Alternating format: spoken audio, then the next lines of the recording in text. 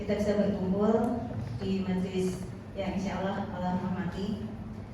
Puji syukur kehadirat Allah Subhanahu Wa Taala yang telah melimpahkan kita nikmat Islam, nikmat iman, nikmat sehat, sehingga kita bisa pagi ini menikmati cerahnya matahari. Tak lupa juga kita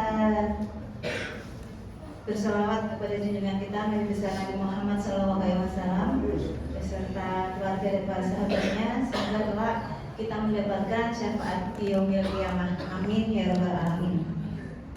Pada kesempatan pagi hari ini di kajian Islami Bahtera Islamic Culture, saya berkesempatan untuk mengisi, sehingga mungkin agak beda dari yang lain.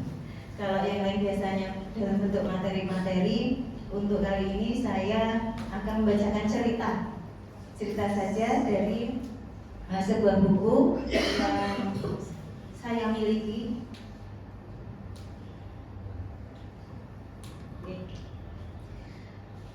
Buku tersebut yaitu Kisah Teladan dalam Al-Quran. Nah, jadi ada dua buku sebenarnya. Yang satu Kisah Teladan dalam Hadis. Dalam buku ini ada 14 cerita. Kalau dalam buku yang hadis itu kurang lebih ada 50 cerita. Karena kadang biasanya kalau kita membaca materi-materi itu kadang malah lebih bisa mudah dicerna kalau dalam bentuk cerita. Dalam buku Kisah Teladan dalam Al-Quran ini tadi ada 14, tetapi tidak semuanya saya katakan di pagi ini 14 cerita. Saya mulai dari satu cerita terlebih dahulu. Saya pilih salah satu dari 14, yaitu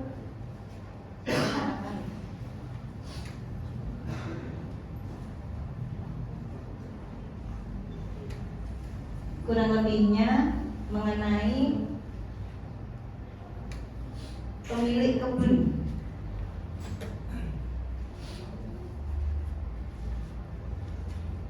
Jadi dalam kesempatan pagi hari ini itu saya akan sedikit menceritakan tentang pemilik kebun yang ada dalam Al-Quran. Pemilik kebun tersebut adalah seorang kakek, yang mana kakek itu yaitu lelaki soleh yang tidak lain adalah seorang mukmin yang mengetahui hak-hak Allah pada harta, buah-buahan, dan tanamannya. Jadi setiap masa panen, bila mana panen tiba, ia selalu mengeluarkan hak atas, jadi hak Allah berupa zakat dan buah-buahan yang seperti di surga.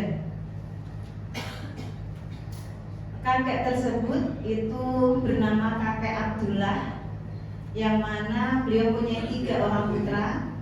Nanti di dalam cerita ini disebut putra sulung, putra pertengahan, dan putra bungsu. Kebun milik lelaki soleh itu dipenuhi oleh tanaman dari berbagai jenis buah-buahan yang menghiasi ranting-ranting pohon, sehingga kebun tersebut itu oleh penduduk Darawan itu menamakan dengan sebutan kebun surga. Karena sungguh kebun tersebut benar-benar telah menjadi sebuah surga. Kakek yang soleh itu telah bekerja keras, menyemai, menanam pepohonan, merawat buah-buahan hingga menghasilkan buah setiap musim. Jadi kebunnya itu membawa berkah dengan izin Allah. Kebun miliknya menghasilkan panen yang berlipat. Orang-orang fakir dan miskin yang ada di kota memakannya, hingga kebun tersebut menjadi surga bagi orang-orang fakir setempat. Mereka bisa bersenang-senang sembari memakan hasil buah-buahan yang baik. Mereka hidup bahagia di surga lelaki soleh tersebut, dan ia pun hidup dengan penuh keridhaan Allah, karunia yang telah Allah berikan kepadanya berupa rezeki yang baik lagi luas. Nah, dari ketiga anak lelaki soleh ini, tadi ada anak sulung, anak pertengahan, dan anak bungsu. Itu ada 2 anak sulung dan anak bungsu yang mereka itu kurang senang dan sering menghalangi ayahnya tersebut mengeluarkan zakat dan sedekah kepada orang fakir. Nah, ini perdebatan dimulai oleh ketiga anak tersebut. Jadi ketiga anak dari Pak Abdullah ini, beliau menunjukkan kemarahan dan ketidaksetujuan terhadap apa yang dilakukan oleh ayah mereka setelah mengeluarkan zakat tanaman dan memberikannya kepada orang-orang fakir. Anak yang sulung berkata, apa yang dilakukan oleh ayah kita? Ia mengeluarkan zakat. Terus anak bungsu menjawab, betul, zakat tanaman. Dan ia lupa bahwa kita bisa saja menjadi orang terkaya di Darawan jika ia menjual semua hasil buah-buahnya tanpa memberikan sebagian kepada orang-orang yang miskin itu. Tetapi anak pertengahan itu berkata, itu adalah hak Allah atas tanaman-tanaman. Dan si bungsu menimpali, apa Allah memerintahkan untuk menyia-nyiakan harta dan memberikannya kepada setiap orang yang mengaku dirinya fakir? Dan si sulung pun berkata, apa Allah juga telah menyuruh ayah kita untuk melupakan kita dari hasil buah-buahan ini? Sang yang nomor 2 itu menjelaskan, tidak. Akan tetapi Allah lah yang menumbuhkan buah-buahan ini. Kita tidak melakukan apapun selain hanya meletakkan benih di tanah, kemudian kita sirami dengan air. Adapun tanaman-tanaman itu Allah lah yang telah memerintahkan menjadi besar, tumbuh hingga menjadi sebuah pohon setelah sebelumnya hanya berupa benih. Lalu pohon itu mengeluarkan buahnya juga atas perintah Allah. Lalu si bungsu berkata, itu hanyalah isapan jempol belaka, tidak ada gunanya. Yang jelas setiap hari kitalah yang menyirami dengan air, memelihara dan menjaganya dari hama. Lalu anak kedua berkata, tidak, Allah lah yang telah menjaganya dari tertimpa api yang akan membakarnya, atau hujan yang akan menenggelamkannya, atau bahkan dari hama yang tidak dapat kita lihat dan kita atasi. Zakat yang dibayarkan ayah kita hanyalah sebagian dari hak Allah, bukan seluruhnya. Sekiranya Allah memerintahkan kita untuk mengeluarkan hak itu seluruhnya, tentu kita tidak akan kebagian apa-apa. Lalu si sulung berkata, kita akui hak Allah, tapi apakah Allah memerintahkan agar ayah kita memberikannya kepada orang-orang fakir dan miskin? Anak yang tengah menjawab lagi, ya, sebab Allah telah memberi kita harta dan buah-buahan, menjadikan kita orang-orang yang mendapat amanah pada dua hal itu. Allah menjadikan sebagian orang fakir dengan tujuan supaya orang kaya memberikan sebagian hartanya kepadanya hingga ia juga bisa hidup. Jika orang fakir tidak kita beri apa-apa, dari mana ia dan keluarganya akan makan? Anak sulung berkata, kenapa ia tidak bekerja sendiri dan makan dari hasil kerjanya? Anak yang tengah menjawabnya lagi, sebagian mereka itu juga bekerja, tapi Allah lah zat yang memberi rezeki. Dia lapangkan rezeki sebagian dari kita dan dia sempitkan sebagian yang lain. Tujuannya ialah untuk menguji kita dan untuk mengetahui dengan nyata siapa yang menunaikan hak Allah dan siapa yang tidak menunaikannya. Lalu anak bungsu berkata, kamu saja seperti ayah kita, dan tampaknya penyakit pada keluarga kita sudah merupakan penyakit keturunan. Sekarang anak yang tengah berkata lagi, kamu menganggap zakat sebagai penyakit. La haula wala quwata illa billah. Semoga Allah memberi hidayah kalian berdua, wahai saudara-saudaraku. Lalu ketiga orang itu kemudian berpisah. Anak yang tengah mengikuti jejak ayahnya dan anak yang kedua itu menjauh dari ayahnya. Tiba-tiba di kemudian harinya itu ada seorang fakir datang ke kebun Pak Abdullah untuk meminta sejumlah buah-buahan buat anaknya yang sedang sakit dan menangis tiada henti karena tidak ada yang dapat dimakan. Abdullah pun kemudian masuk ke dalam kebun untuk memetik buah dan memberikan sebagiannya. Setelah itu ia juga memberikan sejumlah uang kepadanya. Tiba-tiba si fakir berdoa dengan suara keras, "Semoga Allah memberkahi harta dan kebunmu. Semoga Allah juga memberkahimu, wahai kakek yang baik hati." Lalu Abdullah kemudian menatap anaknya dan berkata, "Karena doa seperti inilah Allah memberikan keberkahan kepada kita, pada kebun dan buah-buahan kita, wahai anak-anakku." Hanya saja tadi si sulung yang sudah pergi sambil berkata, sebaliknya karena si fakir dan orang-orang seperti dialah kita bakal tidak mendapatkan satu buah atau satu dirham pun untuk kita makan. Mendengar itu ayahnya marah.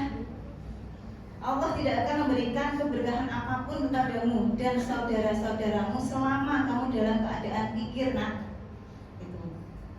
Lalu anak yang tengah turut campur untuk menenangkan ayahnya sambil berkata, "Ayah, saudaraku tidak bermaksud apa-apa. Dia hanya bermaksud bahwa ayah sudah membayar zakat harta dan buah-buahan, sehingga kita tidak perlu mengeluarkan zakat buah-buahan dan harta lagi." Abdullah pun berkata, "Anakku, sesungguhnya sedekah dapat memadamkan murka Allah dan meninggikan derajat orang-orang mukmin di surga. Sesungguhnya untuk satu biji buah yang disedekahkan Allah akan memberikan 100 kebaikan. Jika kita menyedekahkan 7 biji buah, Allah pun akan menjadikan pada tiap-tiap biji buah itu pahala 100 biji buah, yakni semuanya menjadi 700 biji buah. Sedangkan satu kebaikan akan dibalas dengan 10 kebaikan yang serupa.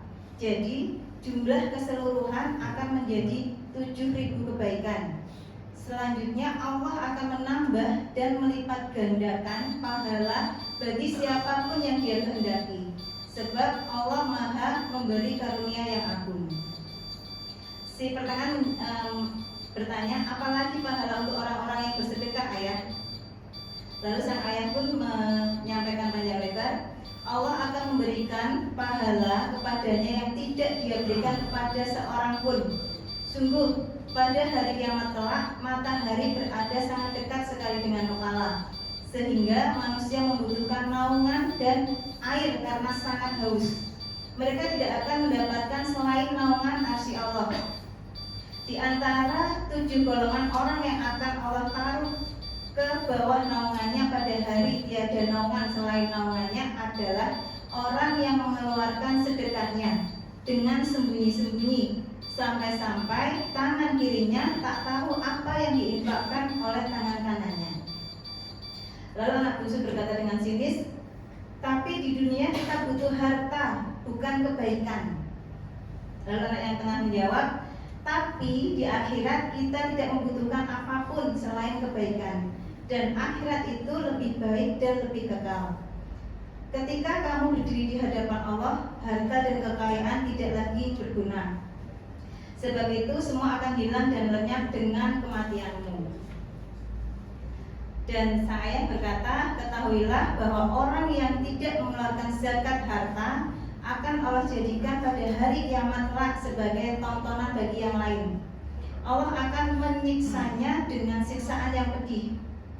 Orang yang tidak mengeluarkan zakat akan dikurung pada hari kiamat dalam sebuah kurungan yang terbuat dari api hingga Allah selesai dari menghisap seluruh makhluk, mulai dari Nabi Adam hingga orang yang paling terakhir mati. Allah kemudian mengalihkan perhatiannya dengan pandangan murka kepada mereka yang tidak mengeluarkan zakatnya. Setelah itu hartanya akan berubah menjadi kalung api di lehernya. Kemudian api membakar harta emas dan perak simpanannya. Selanjutnya kening, lambung, dan punggungnya akan disetrika dengan api itu." Lalu saudara sulung berbisik lirih tanpa terdengar ayahnya, "Aku akan bertobat sebelum mati dan Allah akan mengampuniku." Dengan begitu aku bisa menikmati harta di dunia dan surga di akhirat. Tetapi Allah Maha mengetahui, Allah Maha mendengar, dan Allah itu tidak akan menerima tobat orang yang ngotot melakukan dosa. Ia lupa bahwa Allah hanya menerima tobat dari orang-orang yang memang benar-benar berniat untuk tobat, bukan mereka yang berniat untuk maksiat. Nah, selanjutnya hari berganti hari dan sebagainya. Akhirnya sang ayah itu sering sakit-sakitan karena sudah sepuh. Nah, ini masuk ke wasiat sang ayah kepada ketiga anaknya. Beliau berpesan, aku berpesan kepada kalian untuk berbuat baik kepada orang-orang fakir dan tidak lupa zakat, hak Allah yang ada pada kebun kita. Demikian tadi wasiat oleh Pak Abdullah atau Kakek Abdullah. Dan rupanya Allah menghendaki bahwa laki-laki soleh tersebut meninggal sebelum waktu panen tiba. Musim panen yang dekat, ketika pagi anak-anaknya datang ke kebun, setelah sore pulang dan seterusnya. Lalu ketiga saudara itu kembali ke rumah. Karena sudah mulai tiba waktu panen, perdebatan pun kemudian terjadi. Anak sulung berkata, atas alasan apa kita harus memberikan harta kita kepada orang-orang fakir? Anak yang tengah menjawab, ini adalah hak Allah. Dia telah memerintahkan kepada kita. Ayahmu juga telah mewasiatkan kepadamu sebelum meninggal dunia. Anak bungsu berkata, ayah kita bodoh. Dia memberikan buah-buahan dan hartanya kepada orang-orang fakir. Padahal jika kita jual buah-buahan itu, kita tentu akan menjadi orang yang paling kaya dan kita pun dapat menyimpan harta yang banyak. Anak yang tengah menjawab, kau menghina ayahmu dan kau menuduhnya bodoh, dan kamu juga melarang zakat. Anak sulung berkata, jangan kau maki ayah kita, kamu salah. Tapi kamu juga benar jika mengatakan tahun ini kita tidak akan memberikan buah-buah itu sedikit pun kepada orang fakir. Lalu anak tengah berkata, Bagaimana mungkin kamu melarang sesuatu yang telah Allah perintahkan kepada kita? Apakah kamu telah lupa akan semua hal yang pernah dikatakan tentang hal ini oleh ayah kita? Anak bungsu berkata, dia saudaramu yang paling tua. Maka dengarkan apa yang ia katakan dan laksanakan perintahnya. Jika tidak, kami juga tidak akan memberimu buah-buahan ini. Jadi anak yang bungsu mengancam ke kakaknya yang tengah. Lalu anak sulung berkata, saudaraku, ini harta kita dan ayah kita. Semoga Allah merahmatinya. Sudah membayarkan zakatnya selama bertahun-tahun. Kita akan simpan harta ini tahun ini saja. Setelah itu kita akan mengeluarkan zakat harta di setiap tahun. Lalu anak yang tengah berkata, jangan lakukan itu saudaraku, sebab siapa yang menolak membayar zakat sekali, selanjutnya ia pasti enggan untuk membayarkannya. Lalu anak bungsu berkata, zakat hak Allah dan orang-orang fakir. Tinggalkan semua ini. Mari kita buat kesepakatan agar kita menjadi orang yang kaya raya. Harta dan buah-buahan itu akan menjadi milik kita. Dan cukuplah orang-orang fakir itu mendapatkan zakat di waktu-waktu yang sudah berlalu. Lalu si sulung berkata, aku punya ide. Si bungsu menimpalinya, apa itu kak? Kita akan memanen malam hari dan kita akan memetik buah-buahan itu sebelum subuh, sebelum orang-orang fakir dan miskin itu masuk ke dalam kebun, sehingga saat orang-orang fakir itu datang pada pagi hari, mereka tidak lagi mendapatkan buah-buahan itu sebiji pun. Mereka kemudian kembali tanpa membawa buah-buahan dan kita dapat melakukan apa yang kita inginkan. Itu jawab si sulung. Anak yang tengah berkata, saudaraku, bertakwalah kalian kepada Allah. Mengapa kalian tidak bertasbih dan memanjatkan puji dan syukur kepadanya atas nikmat-nikmat yang telah Dia karuniakan kepada kalian, serta memohon ampunlah kepadanya? Lalu anak bungsu menjawab, kami akan memohon ampun, tapi setelah panen nanti. Akhirnya anak bertiga itu pun, karena itu ide dari si sulung yang pertama dan anak yang ketiga mengancam yang pertengahan, Akhirnya mereka pun mengikuti apa yang disampaikan oleh kakak sulungnya. Dalam kegelapan malam itu mereka bertiga akhirnya pulang. Tetapi sebelum pulang, karena saudara yang tengah tadi dikhawatirkan akan membongkar rahasia, maka kedua saudaranya pun meminta bersumpah dengan nama Allah bahwa hari itu tidak akan ada seorang miskin pun yang menemui mereka. Hal itu dikarenakan oleh kedua orang itu karena mereka itu tahu bahwa saudaranya yang tengah pasti akan menepati sumpahnya kalau sumpah itu atas nama Allah. Dalam perjalanan pulang menuju kebun, masing-masing berarti mau panen dini hari, itu mereka masing-masing berdua, anak sulung dan anak bungsu, berhayal akan mendapatkan harta melimpah yang akan masuk ke dalam kas mereka. Setelah mereka menjual dari buah-buahan, jika harta itu telah masuk ke dalam kas mereka, maka mereka bisa membeli berbagai macam. Kemudian menjualnya lagi sehingga harta mereka akan bertambah terus dan selalu bertambah sampai menjadi seperti gunung. Itu hayalan mereka. Dengan harta itu mereka akan membeli kebun yang banyak. Mereka juga akan memilih sebuah kebun, tidak hanya satu kebun tapi 1000 kebun bahkan di hayalan mereka. Selanjutnya orang-orang yang tadi itu akan menjadi budak dan membantu mereka. Lalu mereka berjalan dengan membawa impian masing-masing hingga mereka sampai di kebun. Tiba-tiba mereka menemukan kegelapan yang sangat pekat. Mereka hampir tidak dapat melihat tangannya sendiri. Saudara sulung kemudian berkata, "Mengapa segelap ini? Aku tidak dapat melihat pintu kebun." Lalu saudara bungsu menjawab, "Kita benar-benar tersesat. Kita tersesat jalan, Kak." Saudara yang tengah berkata, "Bahkan kita menjadi orang yang tidak mendapatkan hasil apa-apa. Allah telah mengharamkan kita dari buah-buahan di kebun itu. Tidakkah sekarang kalian melihat lokasi kebun itu telah menjadi tanah yang gosong? Sekarang Allah Subhanahu wa Ta'ala telah menghukum kita sehingga kebun yang ayah kita telah bersusah payah di sana dan kalian tidak ingin mengeluarkan zakat darinya itu pun terbakar habis dan menjadi aram. Bukankah sudah aku katakan kepada kalian, mengapa kalian tidak bertasbih dan bersyukur kepadanya?" Lalu mereka berdua menyampaikan, "Maha suci Tuhan kami, sesungguhnya kami adalah orang-orang yang zalim." Mereka saling mencela diri mereka sendiri. "Celaka kita, sesungguhnya kita orang-orang yang melampaui batas lagi zalim. Mudah-mudahan Allah akan memberikan ganti kepada kita dengan kebun yang lebih baik daripada kebun kita ini. Sesungguhnya kita telah bertobat kepada Allah dan sesungguhnya kita mengharapkan ampunan dari Rabb kita." Jadi mereka bertiga nih menyesal saat penyesalan itu tidak berguna. Mereka mengakui dosa setelah datang hukuman. Andai saja mereka mengeluarkan zakat harta sebagaimana yang telah Allah perintahkan kepada mereka. Itu tadi cerita yang ada di buku Kisah Teladan dalam Al-Quran. Kurang lebih cerita yang nomor 12, yang mana ada pelajaran yang bisa kita petik dalam buku ini atau dalam cerita ini.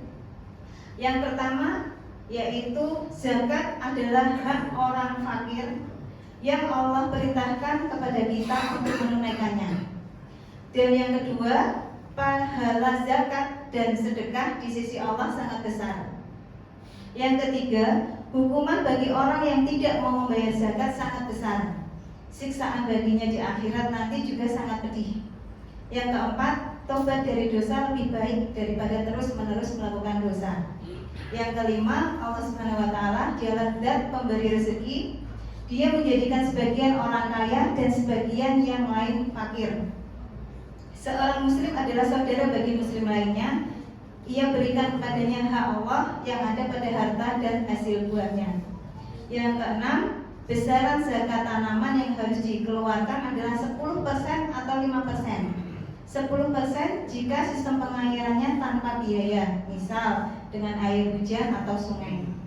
Dan 5% jika sistem pengairannya membutuhkan biaya, misal ada kebun 10 hektar, kita menyiramnya dengan air pump, itu nanti cukup 5% saja. Demikian teman-teman untuk kisah teladan dalam Al-Quran yang bisa saya sampaikan. Dari 14 cerita saya cukupkan 1 cerita, nanti di kesempatan yang lain bisa saya ceritakan kembali untuk yang lainnya. Oke, selanjutnya kami lanjutkan dengan